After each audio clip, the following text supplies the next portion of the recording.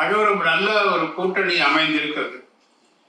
அது மட்டும் இல்லாமல் மக்கள் மத்தியில் ஒரு பெரிய வெறுப்பு வளர்ந்து கொண்டு வருகிறது. பெண்களுக்கு இங்கு பாதுகாப்பு இல்லை. எப்பொழுது பார்த்தாலும் கற்பழிப்பு, கொலை, சிறுமிகள் கற்பழிக்கப்படுகிறது. எல்லாம் ரொம்ப மோசமான வகையிலே தமிழகத்தில் இதுவரையிலே நான் இங்கே 45ஆம் ஆண்டிலிருந்து பார்த்து கொண்டிருக்கின்றேன். எந்த காலகட்டத்திலையும் இந்த அளவுக்கு மோசமான நிலைமையை நான் பார்த்ததில்லை.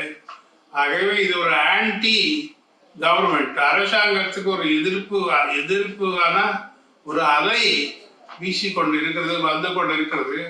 அது நம்முடைய எடப்பாடி பழனிசாமியினுடைய தலைமையில் இயங்குகின்ற தேசிய என்டிஏக்கு அது பயன் பெறக்கூடிய அளவிற்கு அமையும் என்பது என்னுடைய கருத்து. ஒட்டுமொத்தமாக சுருக்கமாக சொல்ல வேண்டும் என்றால், அடுத்த தேர்தலிலே நிச்சயமாக ஒரு ஆட்சி மாற்றம் ஏற்படும். அடுத்து முதலமைச்சர் என்னை பொறுத்தவரையிலே எடப்பாடி கே பழனிசாமி அவர்கள் தான் வருவார் என்று என்னுடைய